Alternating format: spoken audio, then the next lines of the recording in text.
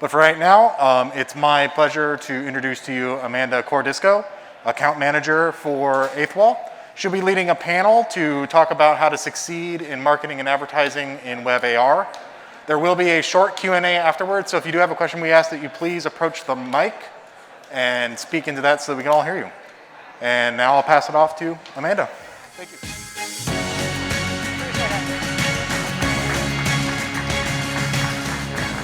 Thanks so much for that intro. So hi, everyone. Thanks so much for joining our conversation today about how to find success with WebAR in marketing and advertising. I'm an account manager on the Eighth Wall team at Niantic, so I work with all of our Eighth Wall partners in the Eighth Wall Partner Program.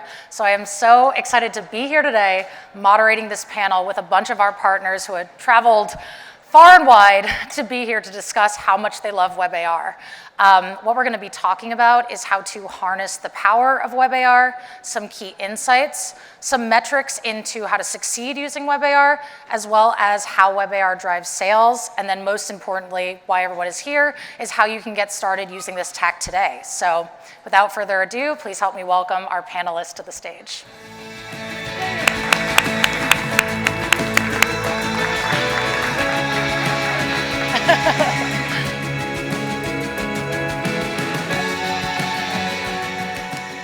Okay, great. So now that we're all settled, I am going to welcome the panelists to each introduce themselves and tell us a little bit about their companies. Sure. I'm James Gilio. I'm the founder and CEO of a company called MVP Interactive. We are a full-service experiential technology company that creates immersive consumer engagement experiences for sports teams, brands, and agencies.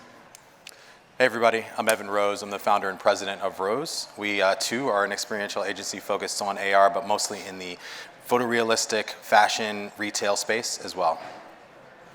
I'm An Schöndim from Romani. We are based in Vienna, Europe, and we are specialized in helping our clients to build great extended reality solutions since more than 10 years. And I'm Steve Thompson, CEO of Powster.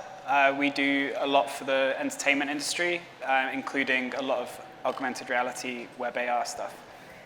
Awesome, great. So what you're going to see behind us is an experience from each company introduced, totally different industries. We have sports, automotive, fashion, and entertainment. So as you can see, this type of creative is definitely helping to deepen fan engagement and just consumer engagement with advertisements in general. So what we're going to talk about first, and I'll kick it off with this question, is what do we mean by WebAR branded experiences, and what is WebAR for anyone who doesn't know?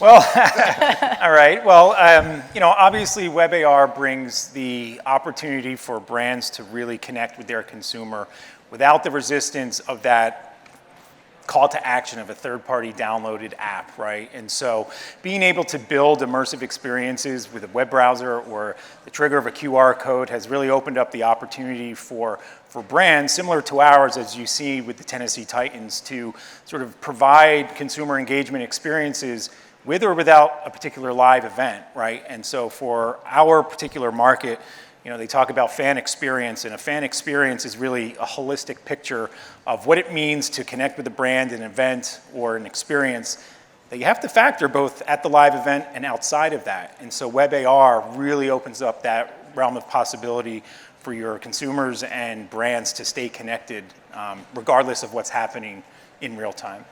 If I could just quickly dovetail on that, because we do a lot in the retail space, and thinking about how that interacts with the point of sale or walking past the storefront, there's a lot of really interesting ways to kind of draw people into a branded metaverse experience, which we think is really powerful. These are things that generally people will not download as well if they're at the point of sale. They're thinking about executing their purchase. Perhaps they're interested in celebrity engagement, or perhaps they're interested in influencer engagement. And those are things that you can weave in pretty seamlessly with WebAR using alpha video or volumetric. The case which we have brought is for employers. So WebAR gave the company the chance to remove the barrier of downloading an application and also the fear of what is with my data. Because the crazy thing is, at the end of the day, WebAR provides a lot of more possibilities for tracking, but the people are used to that, so they have no fear. And for this case, it was really a deal breaker at the end of the day to make it successful, to make it as easy as possible to enter the experience and also later to extend the experience in different languages, different countries, and different areas.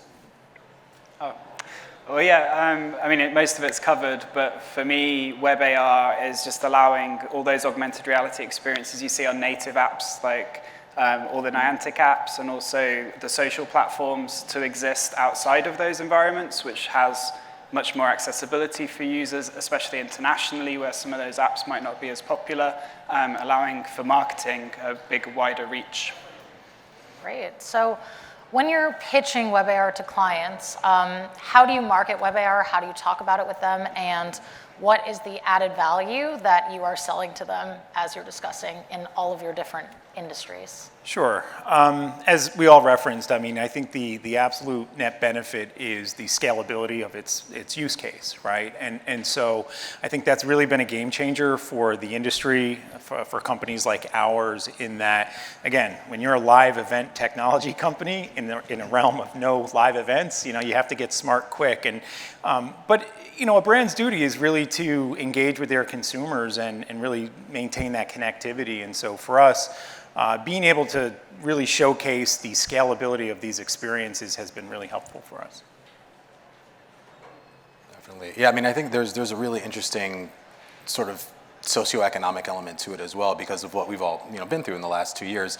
I think everybody moved off of real world events for quite some time, and it opened up the space to try to recreate those, and ultimately the metaverse is what emerged, both in tech and in the socioeconomic sense, and figuring out how to enter that space has been a really interesting, exciting time for us. We don't really have to sell it anymore. Most people will come to us and say, WebAR is something we're very interested in. We've seen your case studies. We see that you were able to juice sales by 400%. Like, how can we do that for our brand? And I think as time goes on, as our companies continue to build more experiences and have these KPIs, it'll be quite clear to companies that this is just turbocharging your already existing marketing by adding another element to it or another delivery channel. It's interesting. Can you talk a little bit more about some of those metrics of success that you mentioned? You mentioned KPIs, but specifically, kind of what are clients looking for in terms of numbers? What has convinced them the most?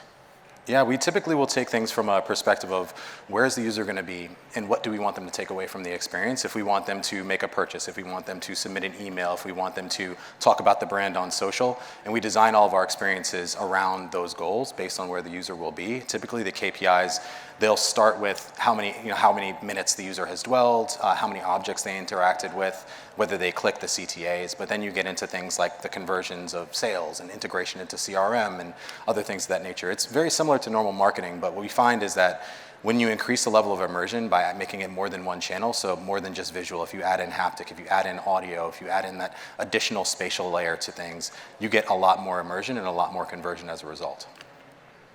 Got it. Yeah, and for us, when we did the Candyman experience, it was obviously for launching one of the clips exclusively. We said Candyman 5 times, so it's kind of had that creepy element.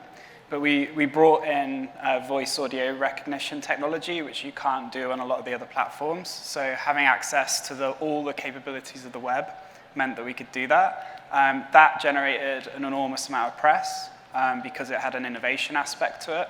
So not just the users who are using the experience, but that opportunity to innovate and create new things just brings in a lot more conversation around the film clip in this instance, or around the IP.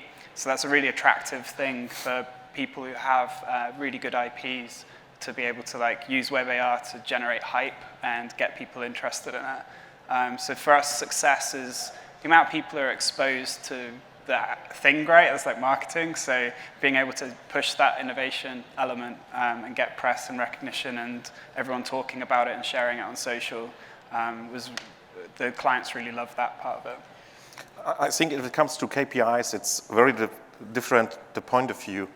So if it comes from marketing, all the KPIs have been named, and at the end of the day, it's web. So the KPIs are known, and the clients are expecting exactly those KPIs in a report, because that's the very good chance for WebAR that now existing KPIs. With augmented reality applications, there were no KPIs where you can refer to, but now you can bring it into your marketing boards. It changed a little bit if you use the technology from a different way. And that's what we have done. We are using this as a training, as an education program. So all the traditional KPIs for us is useless.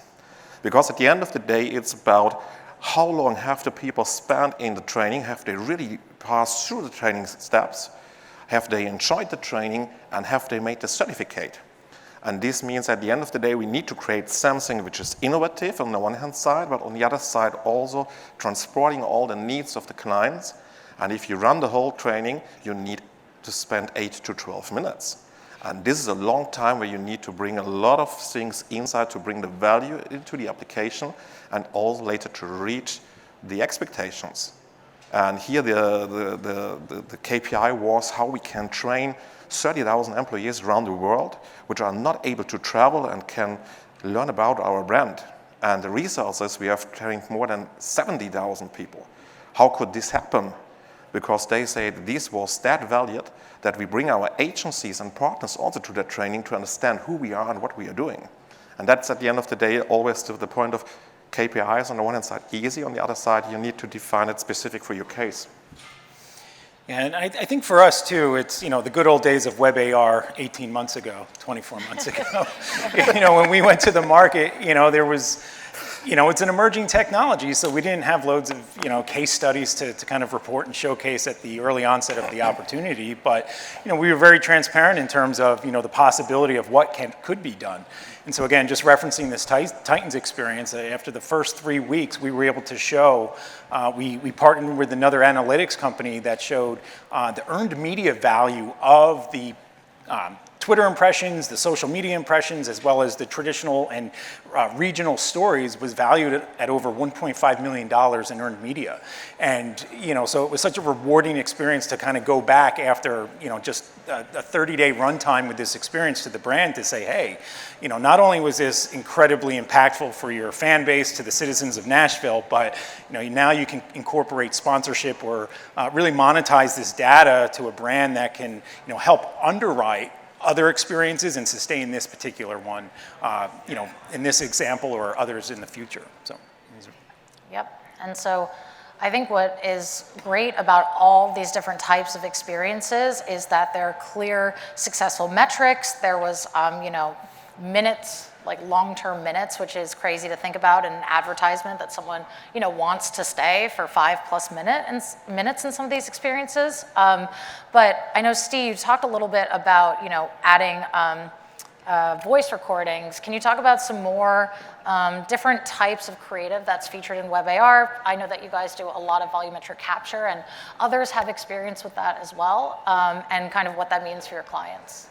Yeah, definitely. The volumetric capture stuff's super interesting. It's kind of another level of innovation on capturing video, but capturing it as a 3D model. So being able to bring that into WebAR feels a little bit like getting a hologram of someone appearing, which is really good if you've got like talent or like stars from a movie or something like that. Or what we did with Sam Smith, a music artist, we had him actually break through Spotify's interface and appear with diamonds flying around him and stuff. So yeah, the volumetric capture, I think that's got a ton of potential.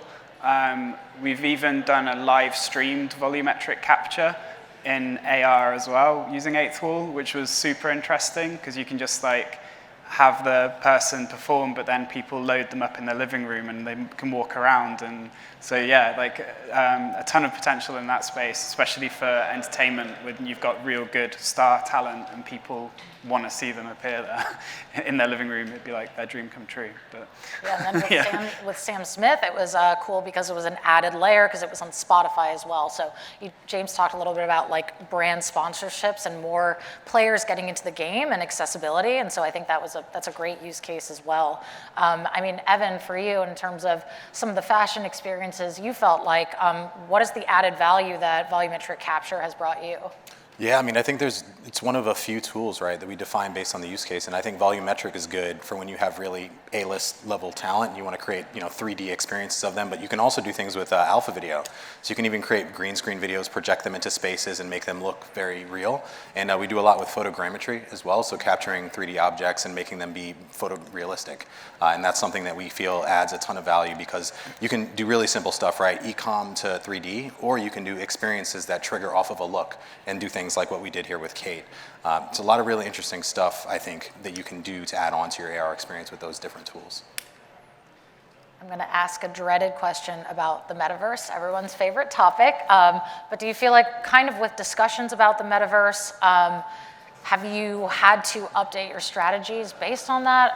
And kind of how does that affect your strategy when it comes to making a recommendation with WebAR and other mixed reality suggestions for clients? Sure. I think with emerging titles and topics and definitions of things as they're sort of growing and evolved. Marketers have one definition of a particular word, technologists have another. And so, I wouldn't say that we would necessarily change our strategy, but you can kind of weave in the terminology based on the audience in terms of who you're speaking to and what their needs are. And we try to create value by really using technology to fill a need, to tell a brand story versus shoehorning technology for the sake of technology. So when a brand tells us, they want a metaverse experience, we try to dwindle down what that actually means for them. And, an anecdote here is literally a client came to us last summer. It was a sports team. They wanted to have some type of fan experience, but it was leveraging, our bobblehead concept where we were taking facial recognition photos of a user and putting them into a 3D model of a bobblehead. And, we said, by the way, this is kind of a hybrid metaverse experience because we can expand on this now that you have these avatars. And that's all they needed to hear in terms of like checking all the boxes in terms of where their brand is heading and such. But again, anecdotal in terms of our experience there. But I think, as holographic or volumetric technology is evolving, I think integrating, say, Ready Player Me or creating these avatar experiences and now these gamified experiences that we've learned here with at this summit, it provides a massive opportunity for traditional sort of per definition metaverse experiences.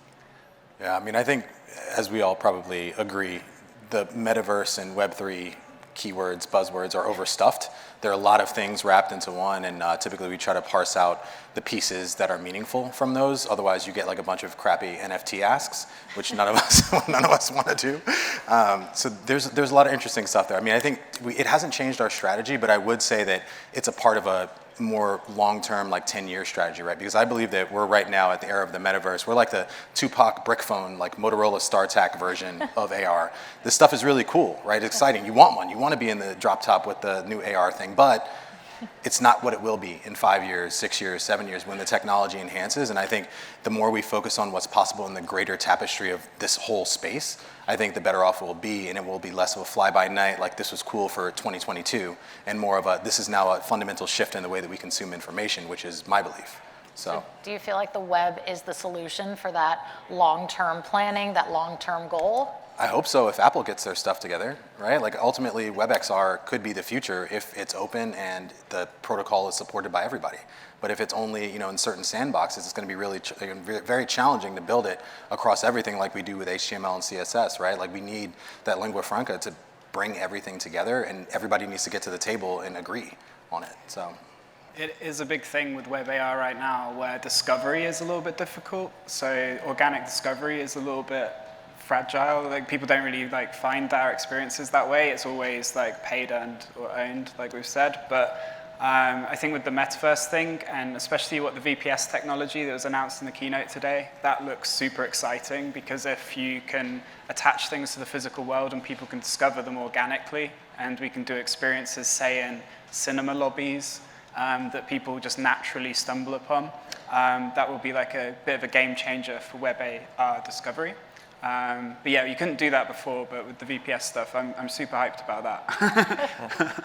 Yeah. But at the end of the day, the metaverse has not changed the strategy.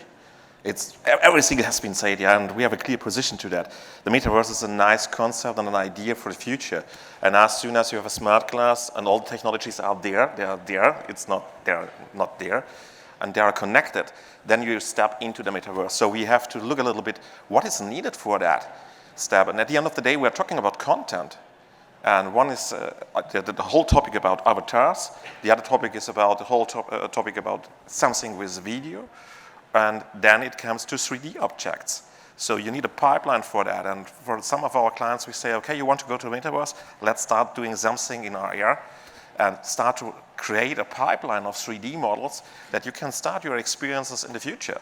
So it's a starting point, and the whole WebAR technique is speeding up this topic because the bridge is not that long anymore and the barriers are going down. So that's made a game changer at the moment for entering it. But the future will be a little bit different. Yeah. So do you ever find that clients are hesitant to include the WebAR experience within the rest of their 360 campaign? Like Steve, you just mentioned that sometimes it could be a barrier because you're just one part basically of a campaign and you're kind of stuck to whatever that team would want to do for the rest of the campaign. So yeah, do you feel like that's ever challenging to kind of get a voice in the space of the full campaign, whether that's working with an entertainment studio? I can imagine that could be pretty challenging. I think it depends what you're making. Like for Top Gun, we just did a AR call sign generator with like a helmet. You can put your custom call sign on, and they've put that across. They've put that everywhere. So it's a really integral part of like getting user-generated content. So it depends where the WebAR experience fits in to everything, and it can be key to the strategy. It can also just be a nice addition on the side. And we've had it as like just a one-off thing for a singular event, and then it's not used again. So it can be placed in in a lot of different ways, and I think that's just testament to the versatility of the openness of WebAR. Like it's got so many different placements within. Yeah. I can dovetail on that one real quick because we spend a lot of time talking to brands about should this be on social or should it be in WebAR, and ultimately what it comes down to is scale and where their conversations are happening. So for some brands, their core driver is Snap, and the others are Instagram, some TikTok, and to bring them to web, you have to promise them that they'll be able to reach millions of people. And I think one of the cool things is you guys just released that the ability to do WebAR ads, which gives us the ability to throw scale at things just like you can on Instagram or Snapchat. And so that opens up the door for, I think, a lot better cases for utilizing WebAR for large-scale campaigns, because you can push millions of users that way just with paid, the same way that you would with normal web or on Snap or on Insta.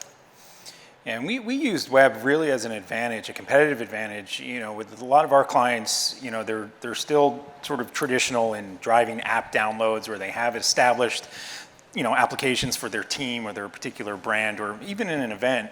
And what we've seen is when, they're looking to add on widgets, so to speak, of these experiences within their current existing app ecosystem, the developers in-house tend not to like to play well with others, and naturally, and obviously with firewalls and such, security, you want to make sure the integrity of the base app is there when a cool new feature is released. And so being able to sort of tie in a web into an existing app, just through a loading page or an icon or a button has really been tremendously helpful for us and during our sales cycle and some of those technical barriers that we may see with opportunity.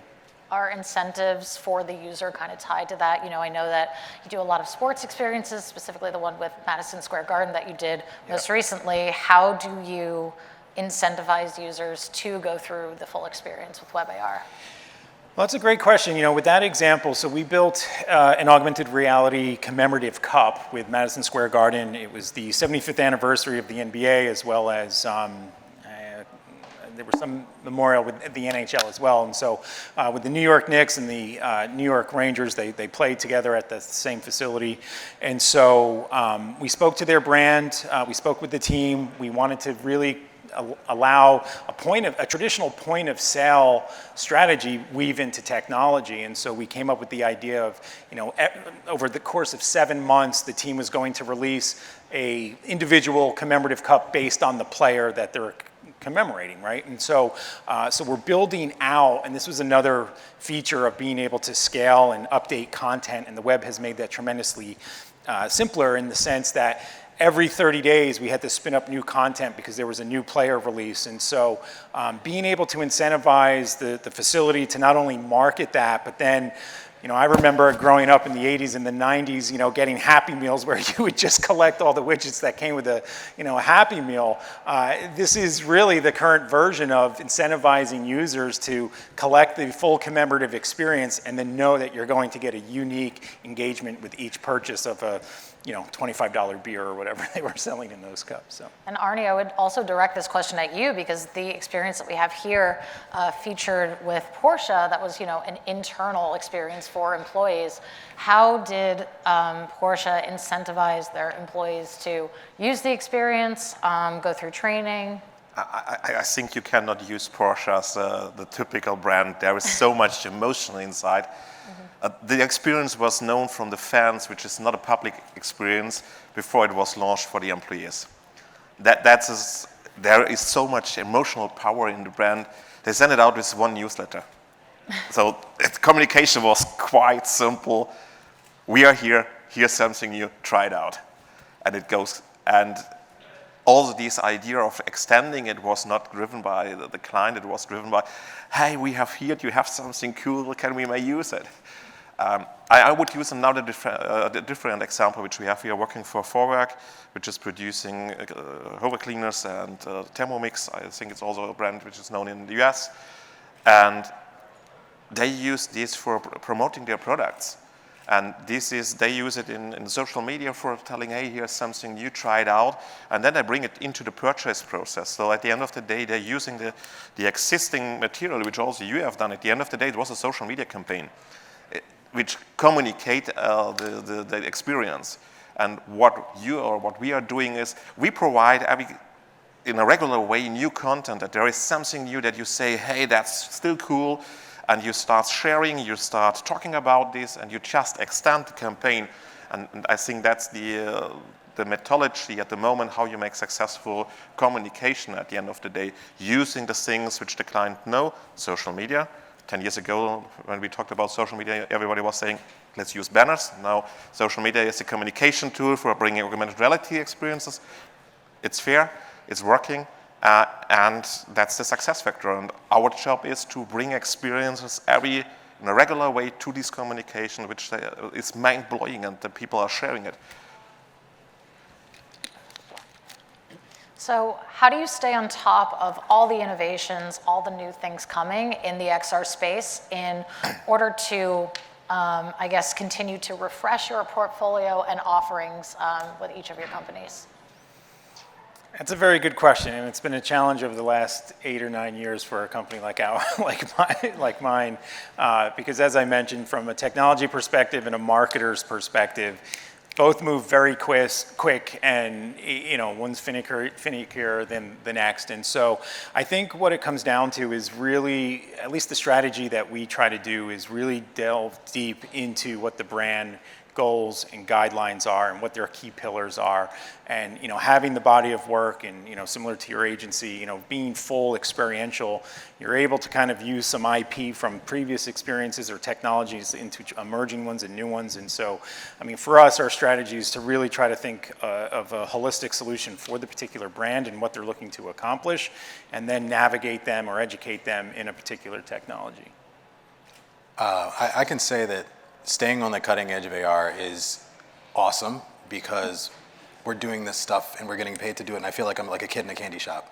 I would be doing this for free, honestly. This is truly a space that I think is the future of the way that people communicate and engage with information. And so how do we stay at the forefront of it? Basically, we read the newsletters, we read the SDKs, we watch for new releases, check the various news outlets for new tech that's being released, and as soon as it comes out, we start building with it. Like, I'm not above rolling up my sleeves and like coding at 2 a.m. on a Sunday, because that's the time that I have, and just trying something out, seeing how it will work, and then thinking about, within the tapestry of the brands that we work with, what could it be used for? So we do a lot of proof of concepts, a lot of different various tinkering and things of that nature, and it helps us to stay really abreast of what exactly is happening and what the limitations of it are, because ultimately stuff comes out and it may not be industry ready, and you might need to figure that out, whether it's ready this month, 3 months from now, 6 months from now, and figure out what the limitations are as well as the exciting pieces of it.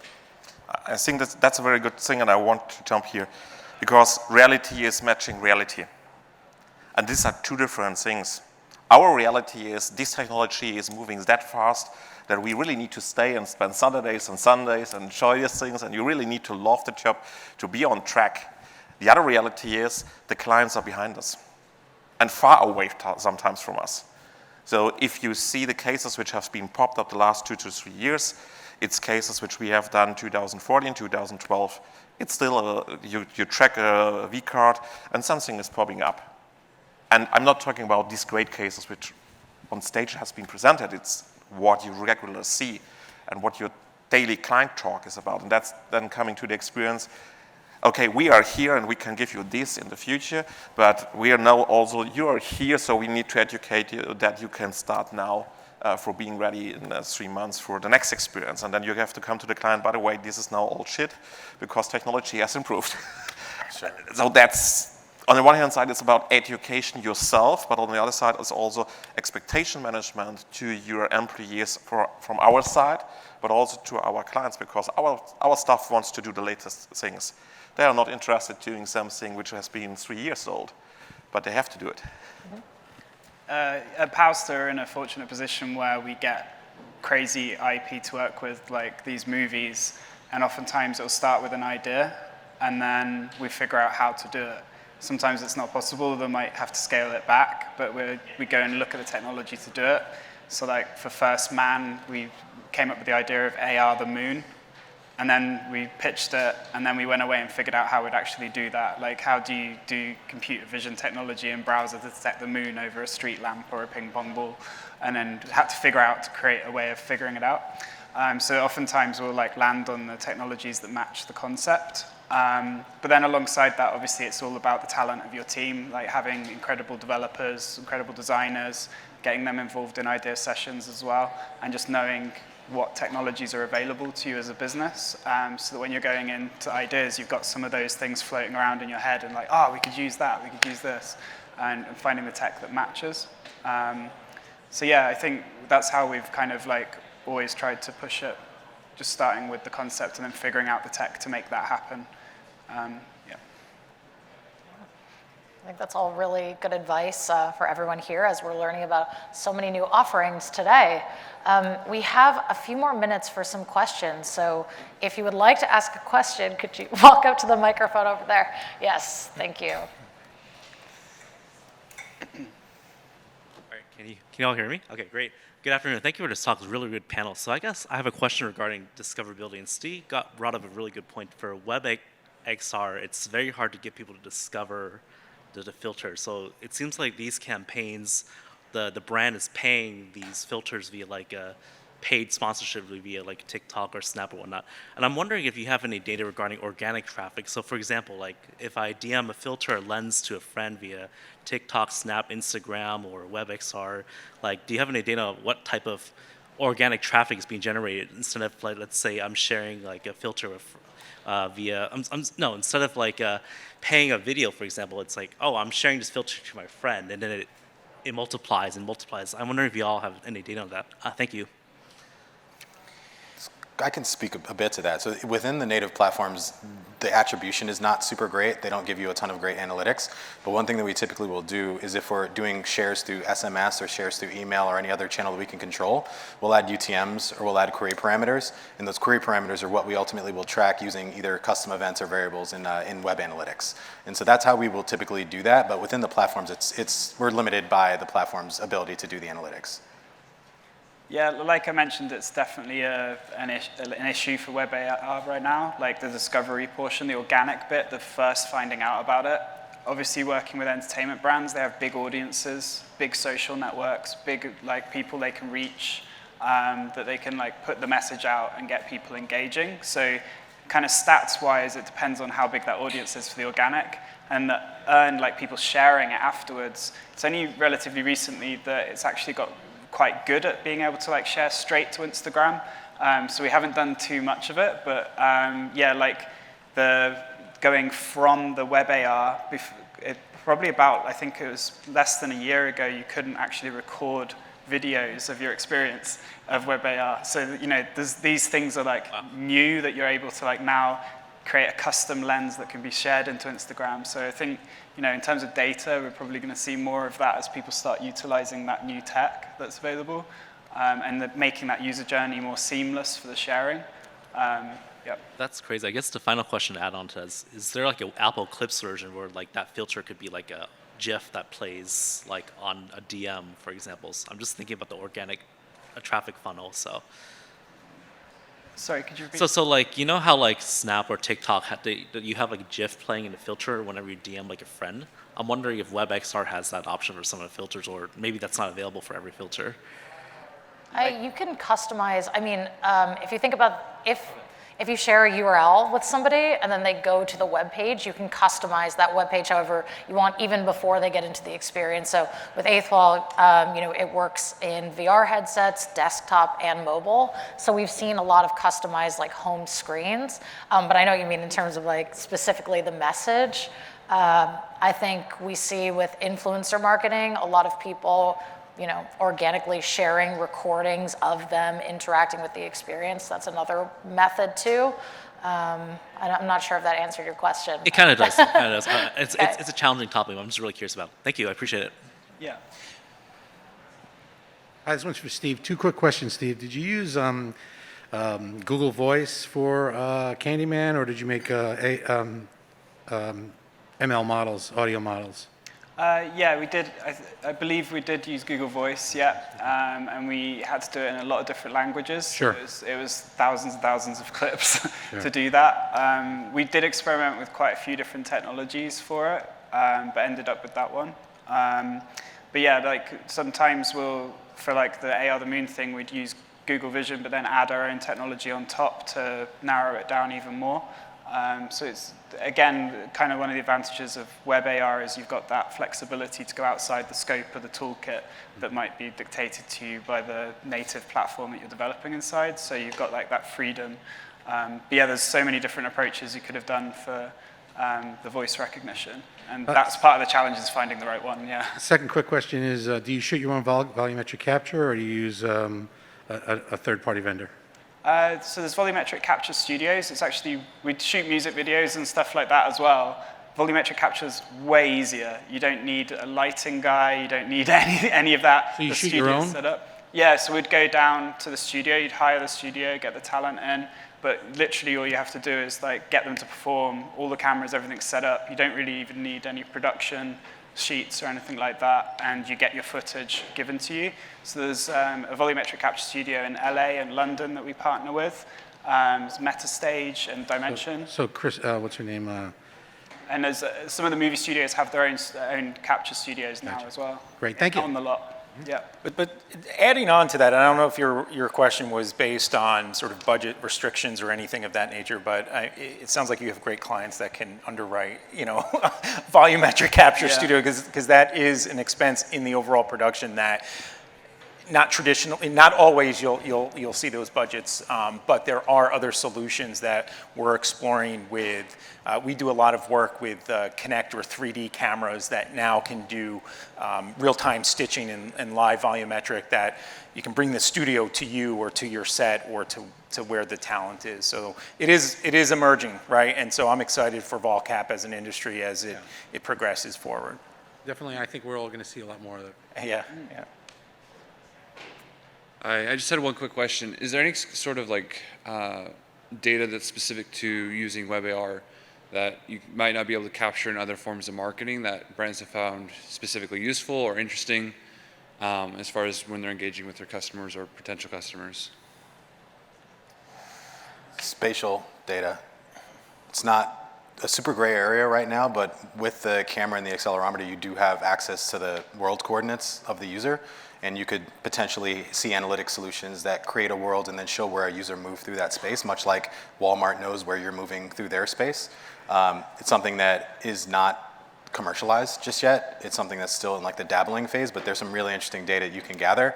I imagine the user agreements are going to have to evolve pretty soon because that's really interesting, but also really, really scary at the same time. Yeah, it's definitely a good point, because native apps now, like on Apple, have the privacy, like what data is being captured, whereas the web is still down to the website developer to disclose that themselves. So I think it is a lot more open on the web in terms of data capture, but then you obviously have to respect the privacy laws and like California CCPA or GDPR in Europe, and it gets a bit messy when you've got like audiences spread out that can access from anywhere.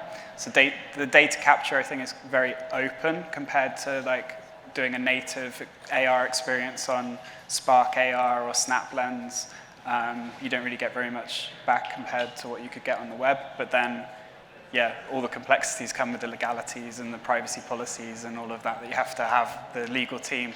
And often what ends up happening is we don't end up capturing it just to stay away from it, but yeah. I think it's a really compelling question and, a challenge for you guys as well. Since we are very nascent in this sort of history of WebAR, as more experiences are cataloged, I'd love to see the market research behind, traditional app engagement versus WebAR. And, to your point, we've actually, and this answers, I think, part of the question from the first gentleman, in showing the organic reach and tying into, say, a Google Analytics program with a web-based experience really provides some key insights as to those geolocation and the usage. So you can try to triangulate as to where an experience started, and then you can kind of map it and see it spread across, the country. And we're seeing that with that Madison Square Garden experience, just because it is a take-home product. And we're getting hits throughout the world right now, so it's pretty neat to kind of track that. So to a degree, that's what we've seen. Thank you so much. There's also the cookie policy. You have to accept a cookie banner. Yes. That's a barrier for data collection at the moment. So funny enough, I actually built an analytics platform like that, but we anonymize and aggregate the data so that it's not, hindering on anyone's privacy. But my question was, from a CRM perspective, there was a small mention of that. Is that just lead collection, or are you passing more data, interest-based data based on what was experienced throughout the AR experience? And is there any commonality across clients on stuff that they want to see? I think I can take that. I think I mentioned CRM. So CRM data, it really depends on the client. Generally, the simplest form of it is submitting an email, but very often we'll pair AR with quizzes or experiences where users will have to select and input data in the experience to unlock certain parts of the tree for that experience. And sometimes we will send along that data as well. We do have to be very safe around how we collect PII and data about users. So we try to do, sort of a least viable amount of data collection that we possibly can. It really depends on the brand at the end of the day. I mean, what we are hoping to do is build a greater body of information and analytics about how AR is used, how data flows through these experiences, and how it can best be used. But doing that across brands has been very interesting, given all the agreements that we have to enter to build these experiences. Thank you.